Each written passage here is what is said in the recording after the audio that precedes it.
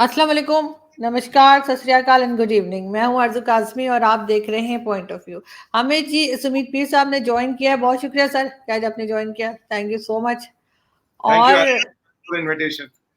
Thank you sir. और sir क्या हंगामा अब क्या हो रहा है, अलकायदा वाले कह रहे हैं हम भी अटैक कर देंगे, और साथ साथ हम देखते हैं रोज किसी ना, अभी तो खैर आज तो इलाहाबाद का भी देखा हमने कि वहां भी लोग जो है वो बाहर निकले, प्रोटेस्ट कर रहे हैं। प्रोटेस्ट का खैर वो तरीका सही नहीं है, पत्थर वत्थर मारे जा रहे हैं। लेकिन और भी कई सिटीज में इसी किस्म की जो है वो आपके टीवी चैनल्स भी दिखा रहे हैं हर तरफ। ये क्या मामला है और आखिर ये आप लोगों से हैंडल क्यों नहीं हो रही है बात? देखिए आरजू जी, हर चीज के पीछे कहीं ना कहीं पॉलिटिक्स आ ही जाती है। मतलब हम चाहें ना चाहें, ये एक आजकल ना गिवन सा हो गया है। देखिए, दो एस्पेक्ट है इसके। पहली बात, जो भी मसला आया था उसका एक अपॉलजी हुई, एक एफआईआर हुआ, गवर्नमेंट ऑफ इंडिया का एक स्टेटमेंट आया और एक बीजेपी का भी स्टेटमेंट आया। तो ये लॉजिकली ये सब चीजें खत्म हो जाती है। अब खत्म क्यों नहीं हो रही, सवाल यहाँ ये है। खत्म इसलिए नहीं हो रही कि अब इसमें राजनीति घुस गई है। अब लोगों को लगता है यार, अगर ये मसला इतना अच्छा खासा मसला हाथ आया, इसको कैसे जाने दें, मतलब कैसे इसको खत्म कर दें, भाई पॉलिटिक्स किस पे करेंगे। अब मुझे बताइए, अलकायदा वाले भी एक्टिवेट हो गए। मुझे बताइए, अलकायदा वाला क्या चिट्ठी चिट्ठी बेच के बम थोड़ी ना लगाते, ये तो पिछले 15 साल से बम लगाने के चक्कर में घूम रहे हैं। ये तो पिछले 15 साल से सुसाइड बॉम्बर भेजने के चक्कर में घूम रहे हैं। क्या हर जिसको मारा उन्होंने इसको पहले चिट्ठी भेजी है? ये सोच रहे हैं यार हम भी धमकी दे दें, हमारा भी नाम हो जाएगा, हमें भी मीडिया कवर करेंगे। दिक्कत ये है कि अभी ये एक जियोपॉलिटिकल इशू बन गया है। एक इसके पीछे कारण भी है, मैं आपको ये कारण भी बता दूंगा शॉर्ट में क्या है, ज्यादा लंबा नहीं जाएंगे उसमें। कारण भी, इसमें इकोनॉमिक रीजंस भी है पीछे। मुझे बताइए आदू जी, जब ये इंसिडेंट हुआ उसके 5-7 दिन तक सब शांत था। उसके बीच में 2-3 इंपॉर्टेंट चीजें होती है जो आपको समझनी है। पहली बार वो यूएस का एक वो आ जाता शगुफा जी, कुछ रिलीजियस फ्रीडम वगैरह को लेके, उसका हमने जवाब दिया, ठीक है जी। उसके बाद यूरोपियन यूनियन आ जाता है कि भाई आप इंडिया के कैंप, आप सॉरी पाक ये चाइना के कैंप में, आप अमेरिका के कैंप में, उसका डॉक्टर जयशंकर जवाब देते हैं। उसके ठीक अगले दिन डॉक्टर जयशंकर ये कहते हैं, भाई हम जिससे मर्जी तेल लेंगे, जो हमें सस्ता देगा हम उससे लेंगे। और एक क्विक चीज आपको बताऊंगा, अभी जो रशिया से तेल आ रहा था, that has been increase by 400%, 400% बढ़ा है। हमारा जो करीब हम तेल इंपोर्ट करते हैं आरजू जी, ये होता है 212 मिलियन बैरल्स। 212 मिलियन बैरल्स, करीब करीब 150 से 100, हम मान सकते हैं 150 से 200 बिलियन डॉलर का इसका प्राइस है। एज पर इंटरनेशनल मार्केट गिरता पड़ता। आपको ये भी पता होगा, सऊदी अरबिया ने तेल के प्राइस और बढ़ा दिए। कहते हैं कि भाई हम जुलाई में 100-120 बैरल बेचेंगे, उससे भी ज्यादा बेचेंगे। अब पीछे रशिया से as on date, as we talk, आज तक करीब 35 मिलियन बैरल तेल आ चुका है। We have got it, which is 16% of total supply. अगर इसी हिसाब से चलता रहा तो विल गेट अराउंड, इसका डबल मान लीजिए, डबल से भी ज्यादा। तो Russia will get 35% of the Indian oil market. और रशिया हमें दे क्या रहा है? रशिया हमें 35 से $40 इंटरनेशनल मार्केट से सस्ता दे रहा है। और ये प्राइस है इंडिया तक लाके देने का, फ्रेट उनका, इंश्योरेंस उनका। पैसे लेंगे रूबल में, पैसे लेंगे थोड़े डॉलर में, थोड़े लेंगे रुपए में, और थोड़ा उधार भी देते हैं। अगर हम इसका इम्पैक्ट देखें हमारी इकोनॉमी पे, 50 से 60 बिलियन डॉलर मान लीजिए हमने कमा लिए, we have saved and earned. और रशिया से दोस्ती और मजबूत होगी। नुकसान किसका आरजू? नुकसान है जीसीसी कंट्रीज का। सबसे ज्यादा जो तेल निकलेगा, जो मार्केट शेयर वो बूस्ट करेंगे, वो करेंगे। और यहाँ आपको एक चीज समझा दो, जो कोई इस पर ध्यान नहीं दे रहा, क्योंकि सबको लग रहा भाई ये अचानक हो गया, ये हो गया, वो हो गया। पहले मैं बोल रहा हूँ 7-8 दिन तक तो सब चुप बैठे थे। 7-8 दिन बाद ये सारे एक्टिवेट क्यों हो गए? लाइन से क्यों एक्टिवेट है? लाइन से क्यों हो गए वो बताता हूँ। इस स्टेटमेंट के बाद अब इसमें, before we go to the other side, यहाँ क्या आरजू जी, जैसे ये होगा, अब होगा क्या? रशिया की हमारी रशिया पे डिपेंडेंस ऑयल को लेके नहीं थी। तब भी पीछे आपने देखा दुनिया ने एडी चोटी का जोर लगाया। इंडियन फॉरेन पॉलिसी और Russia did not change by a cent, by an iota. 1 inch में नहीं बदली, 1 सेंटीमीटर नहीं बदली। अब ऐसे दौरान जब वर्ल्ड में इकोनॉमिक क्राइसिस है, जब वर्ल्ड में काफी, देखिए रशियन यूक्रेन वॉर चल ही रहा है, अब इन्फ्लेशन बढ़ रहा है, फॉरेन एक्सचेंज रिजर्व्स पे जोर पड़ रहा है काफी कंट्रियों में। चाइना ने और जो एकदम से अपना दुकान बंद कर दी, इससे हर जगह इन्फ्लेशन हो रही है, सप्लाई चेन्स डिसरप्ट कर रहा है China. Zero Covid policy follow कर रहा है, और यहाँ रशियन यूक्रेन वॉर है, करेंसीज पे जोर है, इन्फ्लेशन दुनिया में हर जगह बढ़ रही है, जीडीपी का नुकसान हो रहा है, अब उसमें अमेरिका की सैंक्शंस। तो जब हम ये रशिया का ऑयल लेते हैं तो सबको ये पता है अगर रशिया ने जितना मार्केट शेयर ले लिया वो कभी हिल ही नहीं सकता। India will not stop buying oil from Russia and buy from back from the old supplier, वो होगा नहीं। अब आरजू जी, अगर 40-50 से 100 बिलियन डॉलर टेबल पे हो, चीजें खुद ब खुद हिलती है, चीजें खुद ब खुद होती है। ये आपको बताएगा कि पहले ये इतना बड़ा मसला नहीं था। जब ये डॉक्टर जयशंकर साहब का स्टेटमेंट आता है, जब रशिया के तेल के नंबर निकलते, एकदम ये स्टेटमेंट बढ़ जाता है, सब लाइन में आने लगते हैं। अब फिर क्या हो, फिर इस्लामिक कंट्रियों में दौड़ लग गई, भाई मैंने बोल दिया, मैंने नंबर कमा लिए, तो मतलब मैं अपने भाई अवाम में खुश, हाँ जी मैंने बोल दिया। अब दूसरा कह रहा है यार मैं ही पीछे रह गया, तीसरा कह रहा है मैं ही पीछे रह गया, मैं कैसे ना बोल दूं। अब ओआईसी ने एक स्टेटमेंट दिया था, उसका मिनिस्ट्री ऑफ एक्सटर्नल अफेयर्स ने जवाब दे दिया, पाकिस्तान ने एक स्टेटमेंट दिया, उसका जवाब दे दिया, ठीक है जी। इसमें एक और चीज, आप इसमें एक और विचित्र चीज देखेंगे, ये सब चीजें हो रही है, स्टेटमेंट हो रहा है, ये हो रहा है। अब एक सज्जन थे सलमान रुश्दी, उन्होंने एक पूरी किताब लिख डाली।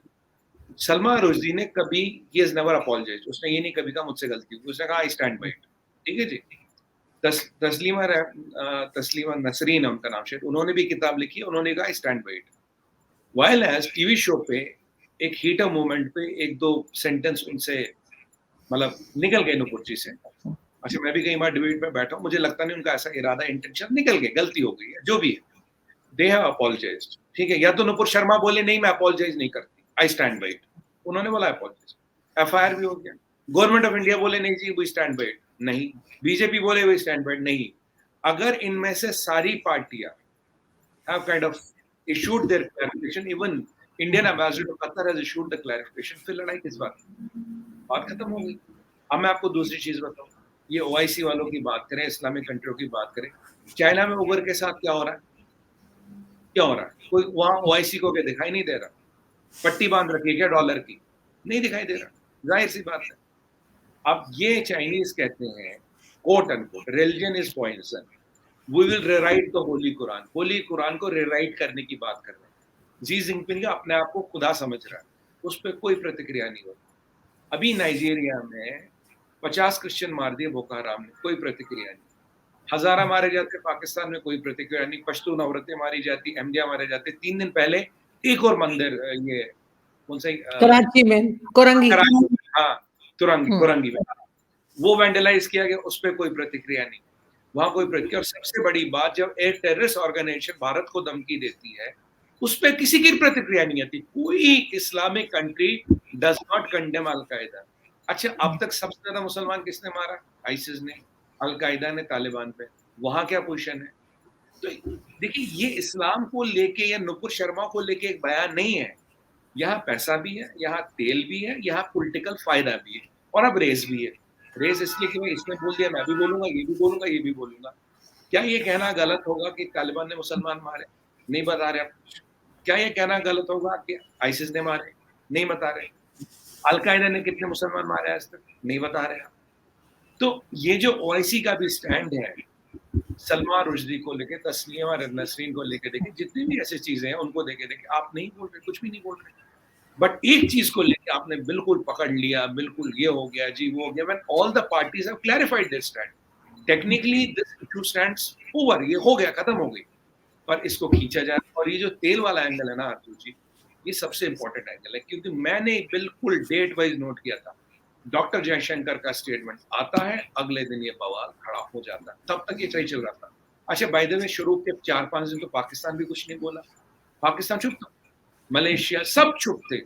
जब ये चीजें होने लगी, और मैं आपको इसमें डायरेक्ट बोलूंगा, इसमें ऐसा नहीं कि अमेरिका का कोई रोल नहीं होगा, उन्होंने भी थोड़ी माचिस इधर उधर लगाई, उन्हें पता है माचिस कहाँ लगानी है, कब कहाँ किसको क्या बोलना है, उन्होंने भी माचिस वाचिस का काम किया होगा। मैं नहीं कहूँगा उन्होंने, उनका कोई रोल नहीं है। ये अमेरिका का रिपोर्ट, फिर ये यूरोपियन वाला, फिर डॉक्टर जयशंकर वाला, और ये रशियन तेल वाली, आप इन डॉट्स को जोड़िए इसके आसपास। और हमारे एक पॉलिटिशियन है राहुल गांधी जी, उन्होंने 15 दिन पहले बोल दिया था देश में मिट्टी का तेल छिड़का हुआ, बस एक माचिस की जरूरत है। तब तक तो नुपुर शर्मा जी का बयान भी नहीं आया, तो उन्हें कैसे पता लग गया भाई केरोसिन छिड़का पड़ा है, माचिस की जरूरत है? तो हमें चीजों को, मेरे कहने का मतलब ये, हमें चीजों को आइसोलेशन में नहीं देखना चाहिए। जियो पॉलिटिक्स में आरजू जी कोई भी चीज आइसोलेशन में नहीं होती। जब इतने बड़े स्तर पे दाएं से बाएं हर जगह से हो रही है, आइसोलेशन पे नहीं हो सकती। और एक और आपको बात बताऊं, कतर की बात करें, कितनी कौन सी ऐसी टेररिस्ट ऑर्गेनाइजेशन है जिसको कतर फंड नहीं करता? ये तो मैं नहीं सही। कहता ना, रिकॉर्ड है। जो सितंबर 11 का फाइनेंसर है, 9/11 का फाइनेंसर है, वो कतर में रहता है ना बादशाह, बिल्कुल रहता है। क्या ये कहना गलत होगा? पीछे यूएस ने बोला कुवैत के एक मिनिस्टर को, आपने टेरर फंडिंग की है, आपने सीरिया में जिहादियों की फंडिंग की, then he had to resign. तो देखिए, अगर हम उसमें जाने लगेंगे, अगर ये मुसलमान वाला इशू खोलेंगे, मुझे बताइए, चाइना में उगर को दाढ़ी नहीं रखनी दे रही, उससे रमजान नहीं, we can not keep Ramzan. Mohammad नाम नहीं रख सकता उगर वुमेन के साथ।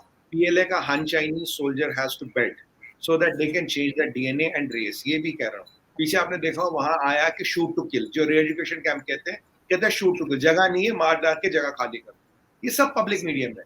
Sex slavery, organ harvesting, forced labour, क्या नहीं होता चाइना में। ये जितने भी हमारे लोग हैं जो भारत को तो सब कुछ कहते हैं, पर ये जी जिनपिंग का नाम ही नहीं लेते। उगर पता ही नहीं ने क्या है, उग्रों के साथ क्या हो रहा है वो पता ही नहीं ने क्या है। और नहीं, जिसने पता सबको है, मेरे ख्याल बोलते नहीं है, पता तो सबको है। कहने का मतलब लेकिन मेरा, आपने पहले आपने भी कहा ना कि वो बात नहीं करते, करते नहीं है उनसे डर कर। लेकिन साथ साथ जो सिचुएशन इस वक्त हो रही है, जिस तरह से लोग प्रोटेस्ट कर रहे हैं, जिस तरह से मैं देख रही थी पत्थरबाजी हो रही है, क्या कुछ हो रहा है, ये कैसे हैंडल कैसे किया जाएगा, इसको रोका कैसे जाएगा, इसका क्या आप समझते हैं हल क्या है इसका? देखिए आरजू जी, मैं आपको बताऊं, जो ये कुछ पॉकेट्स में हो रहा है, ओवरऑल जितने हमें टीवी पे कंडीशन बुरी दिखती है, या जो हमें टीवी के खासकर डिबेटों में दिखता है, वैसा देश में नहीं होता। हाँ, कहीं कहीं दिक्कत है, परेशानी है, मैं हमने आपको सारी ये चीजें बता दी। काफी लोगों के इंटरेस्ट है, काफी लोगों को इसमें से गेन करना है। आप ये भी जानते, पीएफआई को फंडिंग भी आती, पीछे 1 करोड़ पकड़ा था, चाइना से मिला था, पहले भी पैसे आए हैं, 2600 बोगस अकाउंट पकड़े, काफी कुछ चीजें हो रही है। इंसिडेंट हुआ, टेक्निकली उससे कहीं बड़े छोटे इंसिडेंट हो चुके हैं पहले दुनिया में, बट अब ये इंसिडेंट एक ग्लोबल चीज क्यों बनी? मैं ये नहीं डिनाई कर रहा इंसिडेंट नहीं हुआ, इंसिडेंट हुआ, बट ये इंसिडेंट एक ग्लोबल चीज क्यों बनी, समझना वो है।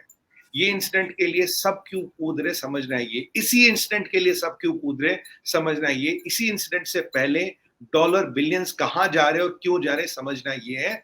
सच्चाई बात तो ये, इस टफ इकोनॉमी में अगर हम रशिया से तेल लेते हैं Arzoo ji, will gain 60 to 70 billion dollars as a country at the end of the year. मैंने कैलकुलेशन की है इसकी।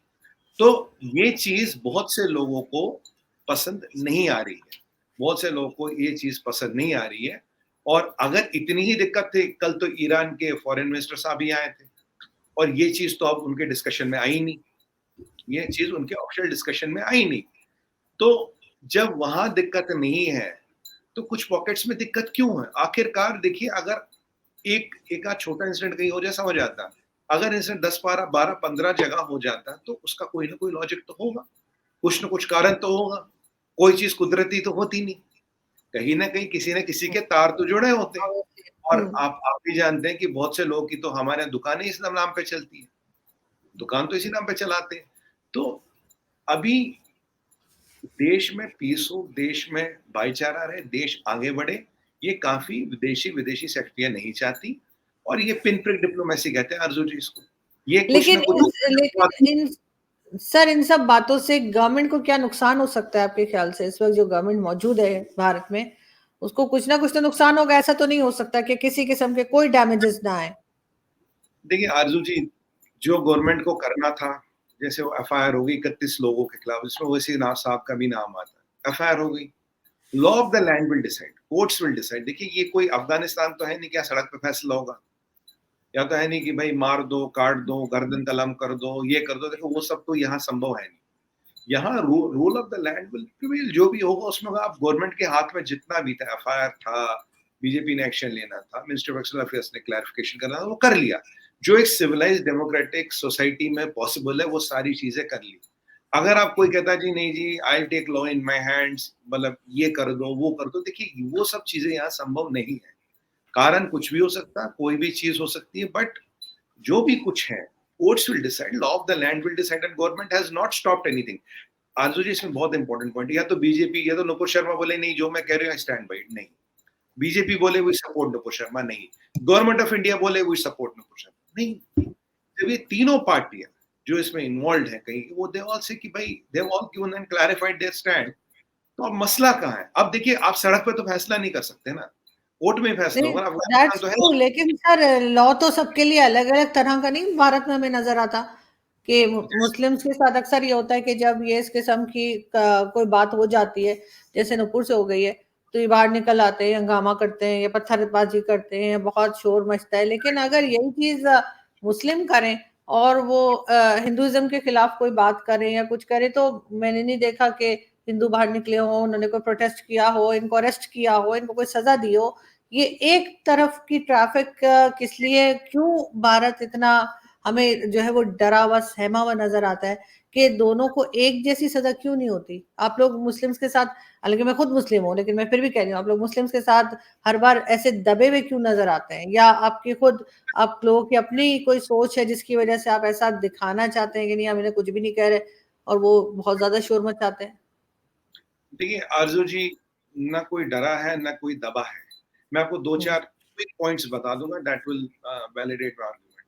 देखिए जो सनातन है, हिंदुइज्म जिसे कहते हैं, ये 50,000 साल पुराना है। साइंस कहता है, science scientifically it is proven, Sanatan is 24,000 years old, 24,000 साल पुराना। एक जगह है आरजू जी, डेल्फी ग्रीस में, इस called a replica of Kashi. वहाँ एक शिवलिंग रखा आज भी ग्रीस के म्यूजियम में। उस शिवलिंग की रेडियो कार्बन डेटिंग कराई थी ग्रीकों ने, वो 5,200 साल पुराना, 5,200 साल पुराना है, ठीक है। जो काशी हमारी है, जिसे वाराणसी भी कहते हैं, उसकी written history is 3,500 years old. ये एक डॉक्यूमेंटेड फैक्ट है। आप वियतनाम में देखे, लाओस में देखे, कंबोडिया में देखे, कई बार खुदाई होती है, शिवलिंग मिलते हैं, बड़े दुनिया में बड़े शिवलिंग मिलते हैं। सबसे बड़ा विष्णु टेम्पल तो कंबोडिया में है, जो एक इतनी पुरानी सभ्यता है, which has which even as per today's science has stood 24,000 years the test of time। वहां एक आध बंदा क्या कहता है उसके बारे में, क्या उसको फर्क नहीं पड़ता। अगर 1,000 साल का इन्वेजन, इस्लामिक इन्वेजन नहीं तोड़ पाया, अगर आप 24,000 साल से खड़े हो, फिर 200 साल गोरे भी आए थे, तब नहीं तोड़ पाए। मैं आपको 3 एग्जांपल देता हूँ। Egypt was converted in 22 years, 22 साल। लेबनान 40 साल में कन्वर्ट हुआ। और आपका इजिप्ट और एक वहां, मुझे एक और कंट्री का ध्यान नहीं आ रहा, वहां पे एक और कंट्री है, Turkey. Turkey was converted in 32 years. यहाँ 1,000 साल में भी कन्वर्जन नहीं हो पाया। they were not able to convert it। अब इब्राहिमिक फेथ्स, जिनमें हम क्रिश्चियनिटी और इस्लाम कहते हैं, इसकी लाइफ 1400 साल है। Now we have a faith which goes to 50,000 years, या 24,000 साल मिनिमम, इवन बाय साइंस। तो जब ये 24,000 साल सर्वाइव करी admits all the odds and all, तो we are not so insecure about the faith. हमें डर नहीं लगता, हमें मतलब इतना डर नहीं लगता कि भाई आपने कुछ कह दिया कि भाई ये हो जाएगा वो हो जाएगा। अगर हम 24,000 साल से खड़े हैं, अगर 1,000 साल के इस्लामिक इन्वेजन पे भी खड़े हैं, कौन नहीं आया इंडिया, कौन नहीं आया? आपने देखोगा मोहम्मद गजनी ने तो इतने ऊंटों पे माल भरा था कि वो तो कितनी बार आए। अब आप गजनी की हालत देख लीजिए, आज काशी, आज सोमनाथ की हालत देखिए, सोमनाथ गुजरात में, आप देख सकते हैं डिफरेंस क्या है। तो ये सनातन छोटी मोटी चीजों से घबराता नहीं। किसी ने एक स्टेटमेंट दे दिया, कह के दे दिया, बट यहाँ जो सवाल ये है कि जो इस्लामिक फेथ है, राइट, उन्हें इतना डर क्यों लगता है? मतलब इतने डर क्यों लगता है? नहीं सर, घबराने की या परेशानी की बात नहीं है, लेकिन मैं ये कह रही हूँ कि अगर जैसे यहाँ पे मैंने देखा, वो कई बार पहले भी ऐसा हुआ कि किसी ने कुछ कह दिया या कोई बात हो गई, कहते थे अरेस्ट कीजिए, जेल में डालिए, ये कीजिए वो कीजिए। लेकिन जब यही लोग जो है वो किसी दूसरे रिलीजन के बारे में कहते हैं, तो बाकी लोग चुप हो जाते हैं। वो ऐसा क्यों नहीं होता कि उनको भी अरेस्ट किया जाए ना? फिर मैंने वीडियोस देखी हैं वैसी साहब की, उनके भाई की, और उसमें वो बहुत उल्टा सुल्टा बोल रहे हैं, तो उनको भी फिर अरेस्ट हो जाना चाहिए। अगर ऐसे ही चल रहा है कि उधर कुछ कहेंगे तो अरेस्ट होंगे, तो फिर इधर भी अरेस्ट होना चाहिए। मैं ये कह रही हूँ कि उससे ये होगा कि दोनों फिर एक दूसरे के रिलीजन की रिस्पेक्ट करेंगे, क्योंकि सजा एक जैसी होगी। ऐसा नहीं होगा कि वो कह के निकल गए और ये इन्होंने कहा तो ये पकड़े गए, वो ना हो। देखिए आरजू जी, होता क्या है अब, क्या होता है ना कि अनफॉर्चुनेटली मुस्लिम कम्युनिटी में इतनी लिटरेसी नहीं है। हम्म। लिटरेसी थोड़ी कम है, थोड़ा रिलीजन के प्रति ज्यादा, मैं बोलूँ, सख्त रहते हैं। इस चीज का फायदा लोग उठा जाते हैं, मुल्ला मौलवी ये सब उठा देते हैं। फ्राइडे की नमाज होते हैं, कुछ भी बताते भाई ये हो गया वो हो गया। अब ये बंदा जो सड़क पे निकल आता, वो शायद सोचता कम है, उससे ज्यादा नहीं पता उसे। अब उसे ये, मैं जो ऋषा की आपको स्टोरी सुना रहा था, ये उसे नहीं पता होगी, उसे नहीं पता कि भाई $100 बिलियन इधर उधर हिल गए हैं, इसीलिए 7 दिन तक कुछ नहीं हुआ, 8वें 9वें 10वें दिन सब कुछ हो गया, उसे नहीं पता होगी ये। अभी सवाल ये है, उसे ये नहीं पता कि सनातन कितना पुराना, उसे पता नहीं कि 1000 साल के इन्वेजन के बाद जो नहीं ना टूटा। बताओ सर, ये कोई रीजन नहीं होता किसी के साथ बुरा बोलने के लिए कि इनको ये नहीं पता कितना पुराना है, कोई फर्क नहीं पड़ता, लेकिन अगर वो कोई बैड वर्ड यूज करेंगे तो उनको भी पनिशमेंट होनी चाहिए, मैं ये कह रही हूँ। तो अब पहले तो इनका अनफॉर्चुनेटली यूज किया जाता, पहला पॉइंट ये है। दूसरी पॉइंट ये, अब जो 31 लोगों पे एफआईआर हुई उसमें हिंदू भी है, मुसलमान भी है। अब जो लॉ ऑफ द लैंड है दोनों पे चलेगा, पर अब दिक्कत कहाँ है? ना एफआईआर की दिक्कत है, ना 31 लोगों की दिक्कत है। पहली बात है यार, अगर आप पत्थर उठाते हो, अगर आप पुलिस वालों पे लगाते हो, आगजनी करते हो, इससे क्या होगा? इससे आप और ये कहते हो भाई हमें नुपुर शर्मा का क्या कहते हैं वो कुछ दीन रसूल को का इंसल्ट करने की सजा, तन से सर जुदा। ये कोई अफगानिस्तान ऐसे चलेगा नहीं ना, यहाँ पे आप ये चला नहीं सकते, आप यहाँ पे चला नहीं सकते। मतलब मैं आपको कह रहा हूँ, आप अपने आप को एक्सपोज कर रहे हो ये सब चीजें कह के। लॉ ऑफ द लैंड है, let the law takes its own place. और आरजू जी कहीं ना कहीं एक चीज तो जरूर आती है, why are you so insecure? आप इतने इनसिक्योर क्यों हो? क्या कारण है इतनी इनसिक्योरिटी का? इनसिक्योरिटी नहीं होनी चाहिए आपको, जरूर आपको लॉ ऑफ द लैंड पे भरोसा होना चाहिए। भाई जब हिंदू बिल्कुल। इतना हाँ, इनसिक्योर क्यों हो जाते हो? नहीं ये बिल्कुल ऐसा होना चाहिए सर, लेकिन अगर आप लोग एक जैसा कानून नहीं रखेंगे कि अगर इधर से अगर किसी मुस्लिम ने गलत बात की है तो वो भी अरेस्ट हो, उसको वो भी जेल जाए, और अगर अगर कोई और रिलीजन की कोई बात करता है मुस्लिम्स के लिए तो वो भी अरेस्ट हो, वो भी जेल जाए। अगर एक जैसा नहीं रखेंगे तो अफगानिस्तान बनने में ज्यादा टाइम नहीं लगेगा, क्योंकि नहीं फिर उनका रवैया तो आपने देखा है, पत्थर फेंक रहे हैं, मार रहे हैं। अभी मैंने देखा एक जो है वो किसी ने जो है वो डबी सी बना के और वो भी लगा दी के जैसे कि हैंग कर दें या फांसी दे दें। This is very wrong. मतलब मुझे, मैं नपुर को बिल्कुल भी वो नहीं कह रही कि साथ नहीं दे रही उनका, उन्होंने गलत कहा था, उन्होंने माफी मांग ली, ठीक है, बात यहाँ खत्म हो जानी चाहिए थी। लेकिन बिल्कुल अब सही। इतना आगे जाते जा रहे हैं, तो अगर आप लोग अभी से रोक नहीं लगाएंगे तो ये आगे बहुत ज्यादा भी बात बढ़ सकती है। आरजू जी मैं आपको सच बताऊं, ये कुछ पॉकेट्स में, ये हर जगह नहीं, ये कुछ पॉकेट्स में सीमित है। और मैं आपको इतनी ये जो सारी लंबी चौड़ी जो स्टोरी बता रहा था, मैं क्यों कह रहा हूँ, हम्म, इसमें इकोनॉमिक रीजंस है, इसमें पॉलिटिकल रीजंस भी है, इसमें डेमोग्राफिक रीजंस में, इसमें हर तरह है। ये खाली एक नुपुर शर्मा के चीज को लेके नहीं है, मतलब ये उस चीज को लेके नहीं। तभी मैंने आपको सलमान रुश्दी वाली भी बात बताई, तस्लीमा नसरीन वाली भी बात बताई, रेशन ऑयल वाली भी बात बताई, और मैंने डेट वाइज आपको बताया। कारण क्या बताया? It's a much bigger thing. ये कोई एक छोटे सी चीज को लेके नहीं है। पर आपकी बात एक ठीक है, law should be equal for all, और वो होगा। Law will handle each and every person equally. But हमें क्या करना अभी? देखिए यहाँ एक और समस्या भी है हमारे यहाँ। मैं आपको बताऊं, 99% मुसलमान आज भी विद कन्विक्शन बता रहा हूँ, इज नॉट, पत्थर नहीं लगाता, इसके साथ नहीं है वो। ये मैं आपको 99.9% मान लीजिए, कुछ 0.1%, 0.1 कितने लोग हैं, गिनती के लोग आप गिन सकते हैं। कानपुर में भी एक 40 एक लोगों की फोटो निकली थी, कोई 4 लाख लोगों की फोटो नहीं निकली। अब दिक्कत क्या है, जो साइलेंट मेजोरिटी मुस्लिम्स की, वो साइलेंट है। मैं हमेशा अपने टीवी पे भी कहता हूँ, आप साइलेंट हो। अगर आप बाहर आओ और आप बोलो यार नहीं यार ये सब गलत है, ये सब नहीं होगा, late the law of the land prevail. उसका नाम नुपुर हो या नसरीन हो, ओवैसी हो या ओमकार हो, it doesn't matter. Everybody has is equal in front of the law. ये मसला कल खत्म हो जाए। दिक्कत क्या है, जो साइलेंट मेजोरिटी मुसलमान जो पत्थर नहीं लगाता, पर वो बोलता भी नहीं। अगर वो बोलना शुरू कर दे, अगर वो आरजू काजमी की तरह बोलना शुरू कर दे ना, अगर कल 5 लाख लोग ये बोलना शुरू कर दे नहीं भाई ये गलत है, ये सब ये नहीं चलेगा, आपको इसको रोकना पड़ेगा। अब आपने कुछ चंद लोगों के हाथ में, जिसके हाथ में पत्थर है, अगर वो मुसलमान को रिप्रेजेंट करेगा, हाँ एक मौलवी मौलाना जिसको खा जिसका बोलता ही एक ही चीज है, अगर वो मुसलमान को रिप्रेजेंट करेगा, दिक्कत वहां है। हमारी दिक्कत आज एक ही है, जो 99.9% मुसलमान इस सबके साथ है, ना वो पत्थर लगाता, ना वो बस जलाता, ना वो आग लगाता, पर वो छुप है। उसकी एक ही कमी है, वो छुप है। उसको बोलना चाहिए आरज़ू जी, उसको बोलना चाहिए, क्योंकि देश उसका भी है, देश उसका भी है। देश खाली मेरा नहीं है, देश आपका भी। आपको सामने आना चाहिए, बोलना चाहिए। मैं ये नहीं कह रहा कि आप मतलब उनको जाके रोको, आप बोलो भाई ये सब गलत है, आप इन चीजों को कंडेम करो। जब करोड़ों लोग, लाखों लोग इस चीज को कंडेम करेंगे, वो जो छोटी मोटी माइनॉरिटी है, उनको जिस दिन ये लगे भाई मेरा मुसलमान मेरे अगेंस्ट है, तब सारी कहानी वहीं रुक जाएगी। समस्या है, why is the Muslim silent? मुसलमान को सामने आना चाहिए, देश उसका भी है, भविष्य आपके बच्चों का भी है, हमारे बच्चों का भी है। 10 ट्रिलियन की इकोनॉमी होगी, आपका भी भला होगा, हमारे भी भला होगा। गवर्नमेंट की किसी भी स्कीम में कहीं कोई डिस्क्रिमिनेशन नहीं, आपका भी एक वोट है, मेरा भी एक वोट है, सच्चाई यही है, यहाँ कोई डिस्क्रिमिनेशन नहीं है।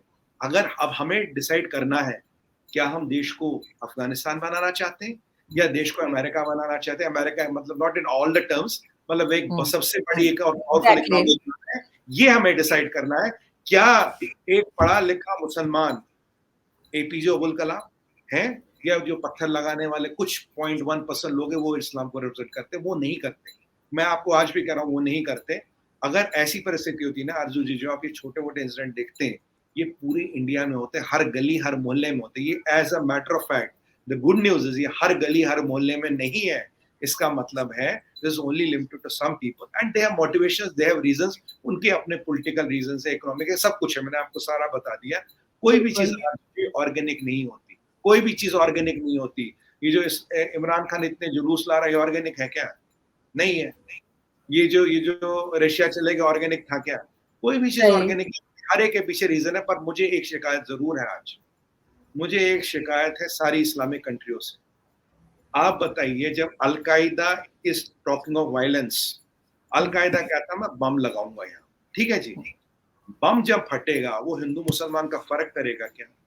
सिख ईसाई का फर्क करेगा क्या? वो क्या पूछे बोलेगा मैं हिंदू को मारूंगा मुसलमान को छोड़ूंगा? नहीं। पर वहां कंडेमनेशन क्यों नहीं? कल मंदिर टूटा पाकिस्तान में, वहां कंडेम किसी ने क्यों नहीं किया? नुपुर शर्मा जी से दो अल्फाज, दो सेंटेंस गलत निकल गए, आप तो पीछे पड़ गए। चलो कोई बात नहीं, मंदिर टूटा ना पाकिस्तान में, आपने कुछ नहीं बोला। क्रिश्चियन मारे नाइजीरिया में, आपने कुछ नहीं बोला। 12वां मंदिर टूटा पाकिस्तान में, 7वां मंदिर उसी डिस्ट्रिक्ट में, आपने कुछ नहीं बोला। ये बोको हराम वालों ने अब भी वो लड़कियां छोड़ी नहीं जिनको वो सेक्स स्लेवरी में ले गए थे 2-4 साल पहले, आपने कुछ नहीं बोला। यहाँ विडंबना है। टेररिस्ट ऑर्गेनाइजेशन आज हमें धमकी देती है। हमारे यहाँ वर्ल्ड की सेकंड हाईएस्ट मुस्लिम पॉपुलेशन रहती है। अगर कहीं बम फटेगा तो हिंदू मुस्लिम मरेगा, मुसलमान भी मरेगा, तो वहां आप चुप हैं। ये क्या है? अगर ये सियासत बिल्कुल नहीं, मेरा ख्याल है उस पे जो है वो तालिबान की गवर्नमेंट ने अलबत्ता कहा है कि वो ऐसा नहीं होने देंगे और वो इनको कंट्रोल करेंगे, ये भी न्यूज आई है। तो ऐसा नहीं है कि सब लोग एक ही जैसा सोच रहे हैं, बिल्कुल ठीक कह रहे हैं। और मेरे ख्याल से सबको ख्याल करना चाहिए, और ना सिर्फ मुस्लिम को बल्कि किसी भी दूसरे रिलीजन के लोगों को भी ख्याल करना चाहिए। आप एक दूसरे के बारे में, रिलीजन के बारे में ना ही बोलें तो बेहतर होगा, क्योंकि लोग एक दूसरे की चीजों को इतना जानते नहीं, और अगर जानते भी हैं तो दूसरा बुरा बना जाता है। लेकिन इसमें मैं मुस्लिम्स को भी कहूंगी कि वो भी एहतियात करें, क्योंकि कई वीडियोस मैंने इन पिछले 3-4 दिनों में देखी हैं, स्पेशली इंडिया की, कि इंडियन मुस्लिम्स जो हैं वो क्या कुछ नहीं बोल रहे कि हिंदुइज्म के लिए, और क्या क्या वर्ड यूज कर रहे हैं। तो मेरे ख्याल है कि उनको भी इस तरह के अल्फाज नहीं बोलने चाहिए, और सजा उनके लिए भी होनी चाहिए। और दूसरा, किसी को जान से मार देना का राइट किसी के पास भी नहीं है, किसी ने जो मर्जी बोला, लेकिन जान से मार देने का राइट किसी के पास नहीं है। और जब उन्होंने सॉरी कर दिया है नुपुर ने, तो उस बात को वहीं खत्म हो जाना चाहिए, बजाय इसके कि उसको बढ़ाते जा रहे सिर्फ अपनी किसी फायदे के लिए, अपनी किसी पॉलिटिक्स के लिए। तो आई थिंक ऐसा नहीं होना चाहिए। आजू जी, मैं एक चीज बोलूं, देखिए आप मुसलमान है, मैं हिंदू हूँ, आप पाकिस्तान में बैठे, मैं हिंदुस्तान में बैठा हूँ। हम एक बहुत सभ्य डिबेट इसी सब्जेक्ट पे कर रहे हैं, सब्जेक्ट वही है, टॉपिक वही है। हम भी तो एक आराम से बैठ के बात कर रहे हैं ना ना चीखना चिल्लाना, गाली गलौज, बड़ा बुरा। देखिए, आपका मजहब आपका दीन आपको मुबारक, मेरा मजहब मेरा दीन मुझे मुबारक। मुझे किसी एक दोस्त ने अच्छी बात बोली थी, कह रहा अपना मजहब छोड़ना नहीं, दूसरे का छेड़ना नहीं। मुझे उनकी बात बहुत बड़ी अच्छी लगी। और यही चीज है, जो आपका दीन है, आपका मजहब है, आपको मुबारक Arzoo ji. You are a believer of Islam, very good, I have no problem. मुझे I have full respect for Islam and prophet, and likewise you should have full respect for my god and my faith. बात खत्म। आप इस्लाम practice करें, मैं Hinduism practice करो, आप भी इंसान मैं भी इंसान। लड़ाई काहे की है? क्यों लड़ रहे हैं हम? सवाल ये है, आज 21वीं सदी में भी हम क्यों लड़ रहे हैं? क्या हम इतने कमजोर है कि किसी ने 2 सेंटेंस इधर उधर बोल दिए कि हम इंसान और इंसानियत का फर्क ही भूल गए? क्या हम कहते हैं कि जी हम बहुत एडवांस हो गए, आर्टिफिशियल इंटेलिजेंस बना ली, चांद पे चले गए, मार्स पे चले गए, ये कर लिया वो कर लिया, बट पत्थर भी हम ही लगाएंगे, बस भी हम ही जलाएंगे, क्यों? लेकिन हमें यही करना चाहिए कि हमें एक दूसरे के रिलीजन की रिस्पेक्ट करनी चाहिए, और अगर हम चाहते हैं कि हमारे रिलीजन की कोई रिस्पेक्ट करे तो हमें पहले दूसरे के रिलीजन की रिस्पेक्ट करनी होगी, तभी हमें वो रिस्पेक्ट मिलेगी। और बिल्कुल, और बड़ा अफसोस है वैसे मुझे अब वो वीडियोस देखकर, और खास तौर पे मुझे मुसलमानों पे भी बड़ा गुस्सा आ रहा है, हालांकि सब मुझसे नाराज हो जाएंगे जो हिंदुस्तानी मुस्लिम्स हैं, लेकिन ये कि उनको इस किस्म की हरकतें नहीं करनी चाहिए। और खास तौर पे अवैसी साहब और उनके भाई, मैं उनका नाम भूल रही हूँ, उनकी अकबरुद्दीन वीडियो, जी, जी, बिल्कुल, उनकी वीडियोज़ जो हैं वो भी काफ़ी डिस्टर्बिंग हैं, और मेरे ख़्याल से उनको भी पकड़ के ज़रा अंदर कीजिए और थोड़ी खातिर कीजिए ताकि वो भी सेट हो जाएँ। एक बात बताऊँ आपको आरज़ू जी, ये कहते हैं ना respect is not demanded, respect is commanded. तो वी हुँ। Have to command respect, not demand respect, पहली बात। और ये ओवैसी साहब के जो भाई हैं, ये पीछे औरंगज़ेब की जो मैयत है या कब्र जिसे उर्दू में कहते हैं, हुँ, हुँ। वहाँ गए। आज से 75 साल में नहीं जाने का टाइम नहीं मिला, गए नहीं अब तक, अभी गए थे। फ़ोटो-वोटो खूब बनाए, खूब ट्विटर-विटर पे लगाई। तो 75 साल बाद औरंगज़ेब की भी इनको याद आई। 75 साल बाद औरंगज़ेब की भी याद आई, आई रेस्ट माय केस। बाकी हमारे दर्शक बहुत समझदार हैं, हिंदुओं, मुसलमानों, सिख, ईसाई, उनको सब समझ आता है। बट आज मैं भी उनसे एक ही निवेदन है कि भाई आप बोलें, इस चीज़ के बारे में बोलें, चुप ना रहें। चुप ना रहें कि भाई मेरे घर में कुछ नहीं हो रहा, मेरी समस्या नहीं छू रहे। हमें आगे चलना है, आगे मिलके बढ़ना है, और ये सब चीज़ें से ना आप आगे बढ़ेंगे, ना हम आगे बढ़ेंगे, इंसानियत पीछे हो रही है। मैं तो यही कहूँगा आपसे। और मैं लास्ट में बस यही कहूँगी कि नुपुर ने सॉरी कर दिया है, तो मेरा ख़्याल है कि अब हमें जो है उनको छोड़ देना चाहिए और उनको मज़ीद परेशान नहीं करना चाहिए, इसलिए कि गलती इंसान से ही होती है, और इंसान को कहा जाता है कि गलती हो जाती है, कोई बात कह देते हैं, जज़्बे ज़्यादा इमोशनल हो जाते हैं, जज़्बाती हो जाते हैं, लोग बोल पड़ते हैं, लेकिन उन्होंने ख़ैर माफ़ी माँगी है, तो मेरा ख़्याल है कि इस चीज़ से हमें थोड़ा-सा उनको छोड़ देना चाहिए, उनको इतना परेशान नहीं करना चाहिए अब। क्योंकि मैच्योर किस्म की हैं वो, आई होप कि वो आगे ख्याल रखेंगी और बाकी लोग भी जो है वो ख्याल करें। और अगर आप मुस्लिम हैं तो फिर आपको तो और ज़्यादा ख्याल रखना चाहिए कि आप अगर चाहते हैं कि आपके रिलीजन को कोई कुछ ना कहे तो आप भी दूसरे की रिस्पेक्ट करें। Thank you so much sir कि आपने आज ज्वाइन किया। Thank you. Thank you. Thank you.